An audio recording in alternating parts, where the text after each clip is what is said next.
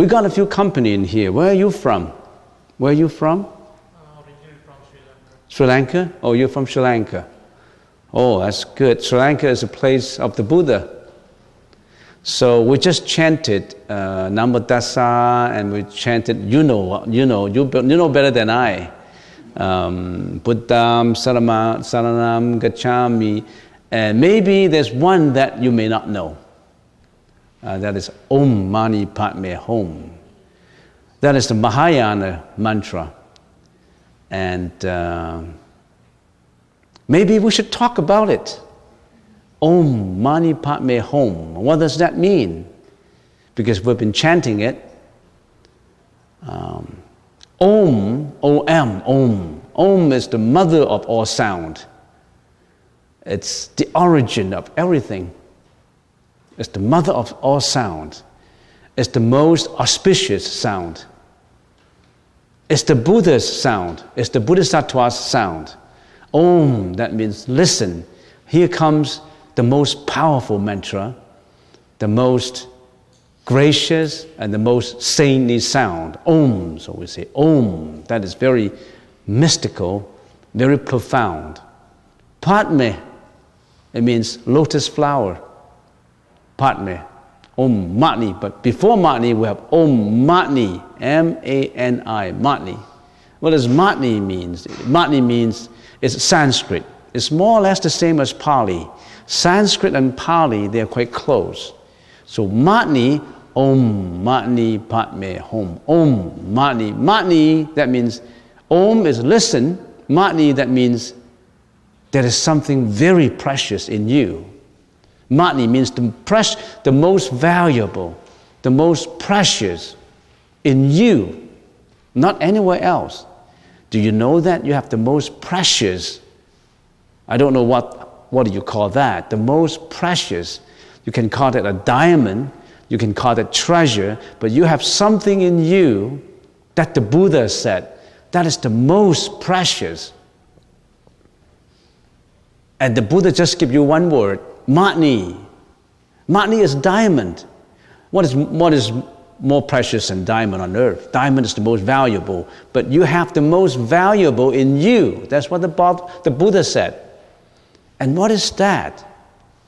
What is the most precious in you? That is your Buddha nature. You have that nature to be the Buddha. You can be the Buddha. You can be the Arhat. That's in you, Om Mani. That means the Buddha said, you are the most valuable. You have that nature in you. And we call it, how do we call it? We have to call it something. We call it Mani. Om Mani. Padme, what is Padme? Padme means lotus flower. What does lotus flower mean to you? Purification. It's the most purified. It's one purity. And how purified it is? A lotus is grown from the mud. Mud symbolizes the worlds of suffering, the world of mental afflictions, the world of greediness, hatred, jealousy, disappointment, depression, all kinds of mental afflictions. That's the world, that's the mud. But the flower, the lotus flower, is able to grow out of it. It's detached from it. It's growing out of it. And the Buddha said, you're like a lotus flower. If you know that you have that Buddha nature, if you follow the Buddha's practice, you purify yourself. Looking for purification. How do you purify yourself? You purify yourself through three means, three ways. You purify yourself through the body, your behavior. Usually, what do we do? Usually, what is our behavior? When we do something wrong, what does that entail? When the body does something wrong, your behavior is wrong, you will be committing what? You'll be committing bad deeds like killing, like sexual misconduct, like stealing. You could be doing all kinds of bad behavior.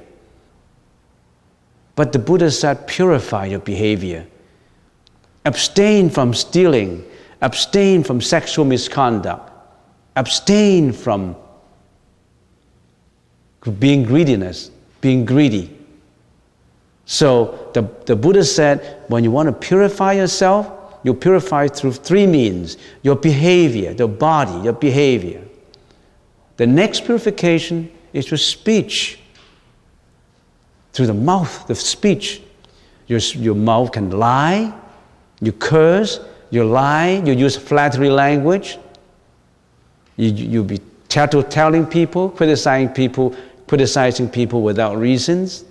So you are doing a lot of bad deeds through the speech, so you have to purify your speech. And what is the most important? Purify yourself through the mind. That's why we're meditating. So that's why I said it's very meaningful on the first day of the new year that you are coming to hear on your agenda of purifying yourself. That's the most gracious, the most auspicious, the most prosperous. And it's the most demanding too. So you said, we chant Om Mani Padme. So Om, that means listen. Here is the most important message. Padme, you have that Buddha nature in you. You have to do it by purifying yourself. Home, what does home mean? Home, that means every utterance of that mantra is planting a Bodhi seed in your mind. It's planting the most auspicious seed in your mind. That is a very important seed that is planted for every utterance of the mantra. So every utterance is Om Mani Padme Hum, Om Mani Padme Hum. A seed is planted in you. So isn't that the most meaningful for the first morning of the January, of the new year? So that's what we've been doing. We chant that mantra. Okay, let's continue. Given an introduction, let's continue with what we've got last time. We've been talking about the 9 stages of mental development in meditation. Why do we meditate? Meditate is not just sitting there and relaxing. People say, I go into the temple and then I meditate, I relax myself. I've been under pressure. I work too much. Or I go to party too much. I enjoy myself too much. I have been going through all these sensual pleasures too much. Now I better abstain myself from all that and go to a quiet place, go to a temple and sit in there and meditate and relax myself and free myself of all pressure. That is not the main idea of meditation. The idea of meditation is not just for relaxation. Meditation is not passively sitting there and doing nothing. Meditation is to work on your mind. Work on your mind. So we have 9 methods, 9 stages of meditation. How important is meditation? Why do I have to work on my mind? What is the most important in you? What control your behavior? What control your speech? What control your thinking? What is that control all that? Is your mind. And the Buddha said, you can use your mind, train your mind to become the Buddha. If you don't train your mind, you let your mind go astray, you will do a lot of bad deeds and you will suffer. You will suffer from all the bad deeds that you will be doing. You will suffer from all the bad deeds that you have done. Because for everything there is causality. Whenever you make a cause, there will be an effect to it. Causality, we call it. A cause, an effect. There is no effect without cause. Causality, we call it.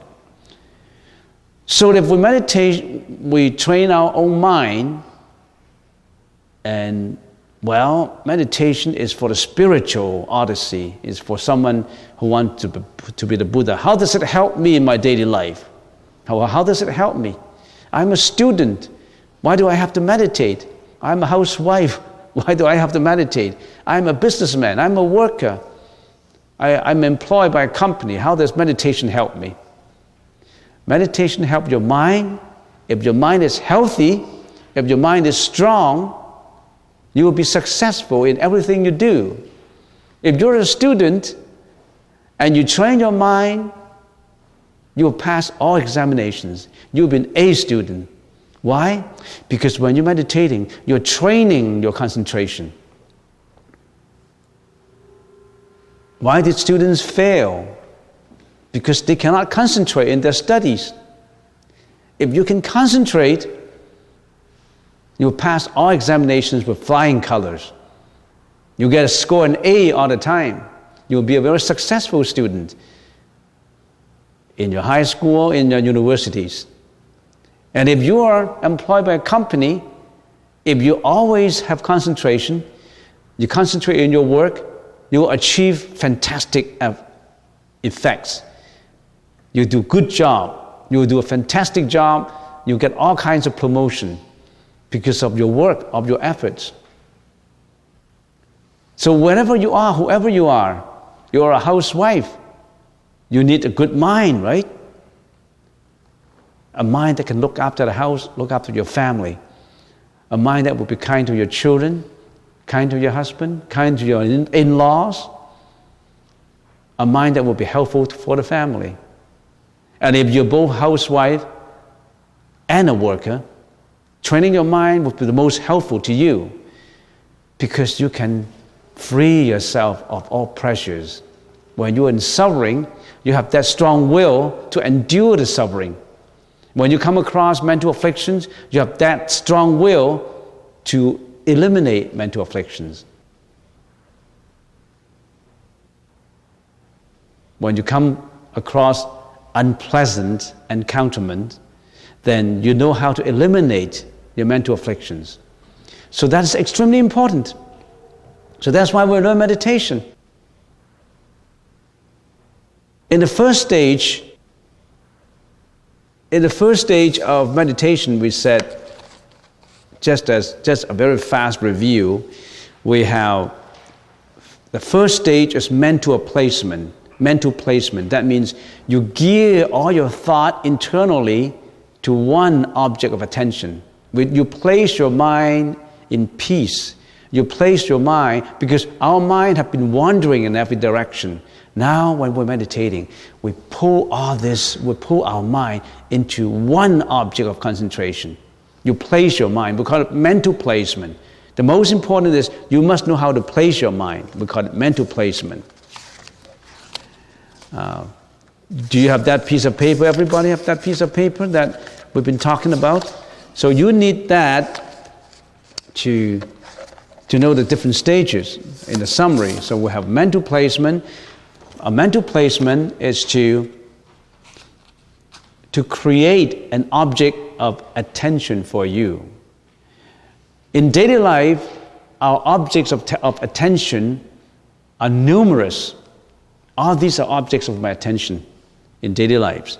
Now we want to simplify our objects of attention into one object, and that is the breath. In and out breath. Simplified it, so we concentrate on the nose tip, the in and out breath. That is very important, because you're training your mind to gear your mind from all these attractions and enticements to one object, and that's the object of attention, which is your object of attention. So that we call mental placement. And then, once we have that object of attention, the next is continuous placement. That means my attention will be continuously on it.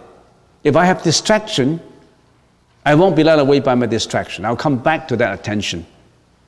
So you're meditating on your breath, your in and out breath. You visualize your in and out breath. And then on the next second, you think about something else. You think about your family, your job, your party. You think about making a phone call. You can think about numerous other thoughts. You stop. That thought has to be continuous. The first thought must continue to the second thought, must continue to the third thought, and all these is continuously the same. Can you do that? Extremely difficult. A 5-year-old may be able to do that for a few seconds. An 80-year-old may not be able to do that for a few seconds. In other words, this continuous thought, continuous placement is very important. So the first one is turn internally to have the object of attention. The second is to maintain that thought continuously without distraction. The third is correcting placement, or we call it patch placement. Correcting placement is what? So when your thought is being led away, you're distracted. You correct it. You bring your thought back. Close placements, that means you are able to correct it so that you're very close to your attention, your object of attention. It's not too far away. In other words, your distraction comes up, it pulls you away, it won't pull you away for too far. Just your distraction pull you away and it's not going too far, you can pull it back. It's so close to you. You're getting better and better. Your distraction is not too far away now. It's close placement. That is the fourth. The fifth is taming. Taming entails one more thing. When you are doing all these, you have to think about the benefits of meditation. The power of the mind. If you are doing all this, you have to encourage yourself. I have to continue doing it. Am I doing it for nothing? Why do I have to place my mind into one object of attention? Why do I have to be continuously doing that? Why do I have to correct it? And why do I have to make my distraction not too far away and make it close? Why am I doing all that? You have to think about, I'm on my way to enlightenment. I'm on my way to better my mind, make my mind healthier. I'm on my way to have more concentration. I'm on my way to success because I'm training my mind. Now, what happened? Does it only help you spiritually? It helps you in your everyday life because you have that strong will to do whatever you want to do. Whatever the mind can conceive, the mind can do. That's what positive thinkers talk about in North America, apart from the spiritual concept. If your mind is strong, you can do almost anything in the world. If your mind is fixed on doing good things, if you're a scientist, you're fixed on a discovery, like Thomas Edison, you discover it. You'll be a very successful scientist. If you're a bad politician, thinking about occupying another country, destroying another race, like, for example, Hitler, you're so strong on it, your willpower is so strong, you'll be successful in doing bad things. So it's in two ways. Which way you prefer? Which way do you prefer? The Buddha has his mind on Buddhahood, on enlightenment, and he became a historical Buddha who obtained complete enlightenment. The demon have chosen a different path. Mara has chosen a different path. So whatever you want to choose. So taming, you have to think about the benefits of it. Why are you doing it? So that is taming. You add the aspect of benefits to it, confidence to it, and faith to it in your process of vigilance, in your process of controlling your mind. So that is the sixth stage. Remember the fifth stage is to reinforce yourself with confidence and faith. How many people would meditate for half an hour per day? Not many.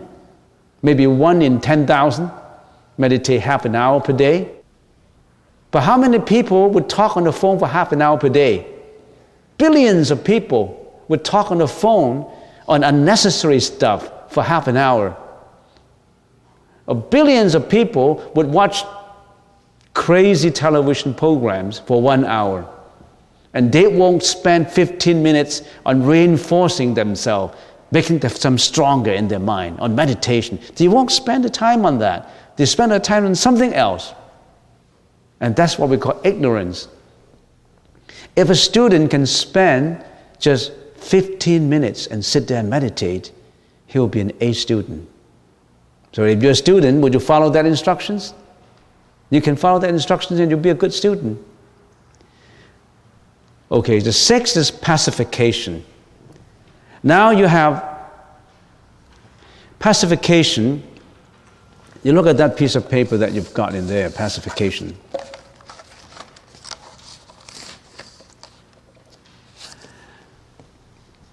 What usually in the previous stages is our senses, our 5 senses that interact with the outside objects. And those are crude objects. Now, for example, if I'm meditating in here, and I may be opening my eyes and I see matters. I see all kinds of color, I can see all kinds of forms. I interact to what I see. And my ears interact to sound. My nose interacts to fragrance. My taste, my tongue interacts to taste, and my body interacts to touch. And this is a crude interaction. Now pacification means you are going deeper, more refined interaction. You're going to the 6th consciousness, the mano consciousness, and put it under pacification. And that 6th consciousness, what does your 6th consciousness do to you? The 6th consciousness. All these other senses, the 5 senses, are the outdoor, the front-end salesman of your body. Your front-end salesman, your eyes, your nose, your ears, your tongue, your body, these are the front end. But there's one manager there, sitting at the back of the counter. It is that consciousness manager that controls all the senses. That is the 6th consciousness. We call it the mano consciousness. That mano consciousness is more powerful than your eyes, your nose, your ear, your tongue, your body. Because that consciousness can what? Reflect to the past, look for the future, and feel the present. That consciousness, the 6th consciousness, can think about past events of many, many years ago, or even past lives sometimes. And that consciousness that manager sitting right behind the counter, right at the back of the room, not the salesman, he can look at all the records, the past records, and he can be projecting budgets for the future records, and he's also supervising the present salesman. It's very powerful. That is your 6th consciousness. Your 6th consciousness, think about the past, absorb in good events of the past, and hate bad events of the past, worry about the future. That 6th consciousness is doing all kinds of things to make you happy and make you unhappy. And now in pacification, you are putting that manager under control. That inner manager, not just the senses, not just the salesman. The salesmen are already under your control in the first 5 stages. You already have the salesman under your control. What are those salesmen? The eyes salesman, the nose salesman, the ear salesman, the tongue salesman, the body salesman, because they are under your control. You train them. Now you're training the manager at the back who controls everything, who thinks about the past, who worries about the future, who is working at the present. And here's the most powerful. How do you control your manager? We'll do it next time.